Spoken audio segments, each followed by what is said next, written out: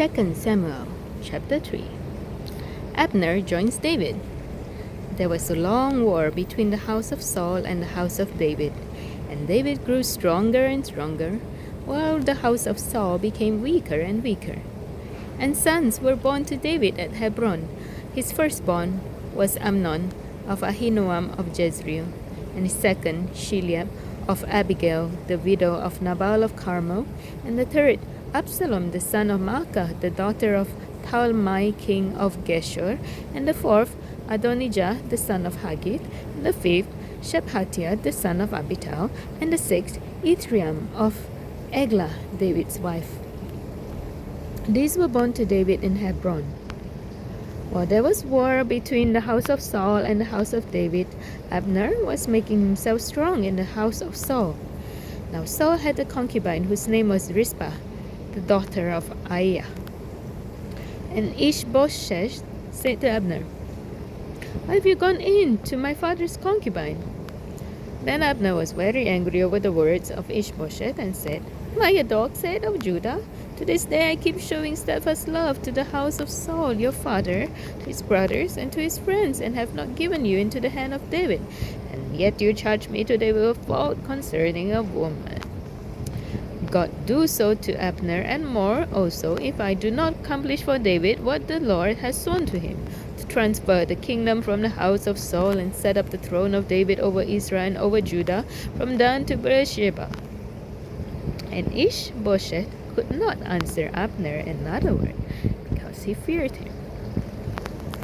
And Abner sent messengers to David on his behalf, saying, "To whom does the land belong? Make your covenant with me, and behold, my hand shall be with you to bring over all Israel to you."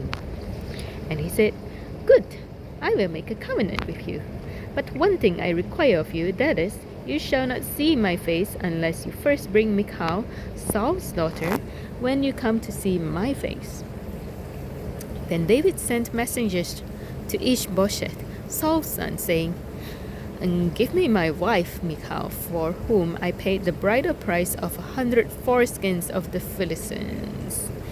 And Ishbosheth sent and took her from her husband Paltiel the son of Laish. But her husband went with her, weeping after her all the way to Bahurim. Then Abner said to him, "Go, return." And he returned.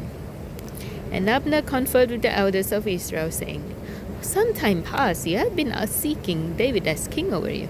Now then, bring it about, for the Lord has promised David, saying, By the hand of my servant David I will save my people Israel from the hand of the Philistines and from the hand of all their enemies." Abner also spoke to Benjamin. And then Abner went to tell David at Hebron all that Israel and the whole half of Benjamin thought God good to do.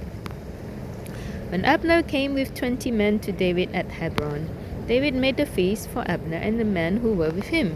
And Abner said to David, "I will rise and go and will gather all Israel to my lord the king, that they may make a covenant with you, and that you may reign over all that your heart desires." So David sent Abner away, and he went in peace. Just then, the servants of David arrived with Joab from a raid, bringing much spoil with them. But Abner was not with David at Hebron, for he had sent him away, and he had gone in peace.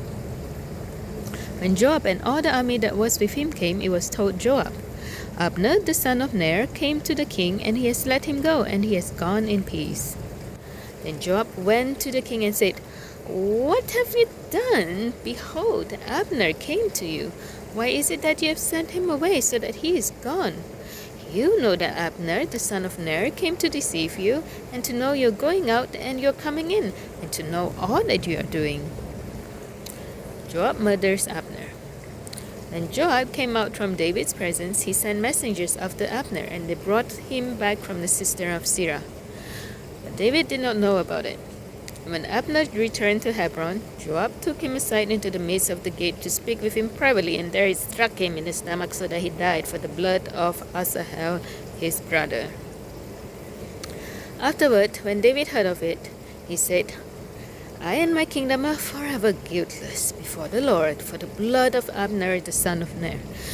may it fall upon the head of Joab and upon his father's house, and may the house of Joab never be without one who has a discharge, or who is leprous, or who holds a spindle, or who falls by the sword, or who lacks bread.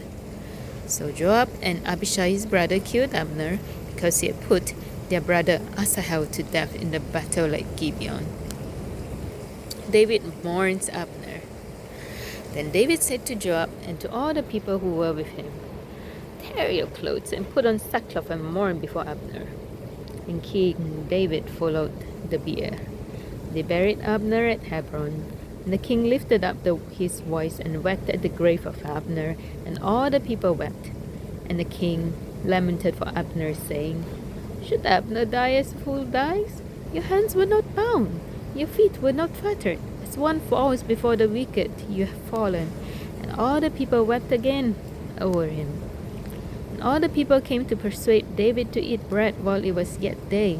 But David swore, saying, "God do so to me, and more also, if I taste bread or anything else till the sun goes down." And all the people took notice of it, and it pleased them, as everything that the king did pleased all the people. So all the people and all Israel understood that day that it had not been the king's will to put to death Abner the son of Ner. And the king said to his servants, "Do you not know that a prince and a great man has fallen this day in Israel? And I was gentle today, thou anointed king. These men, the sons of Zeruiah, are more severe than I. The Lord repaid the evildoer according to his wickedness."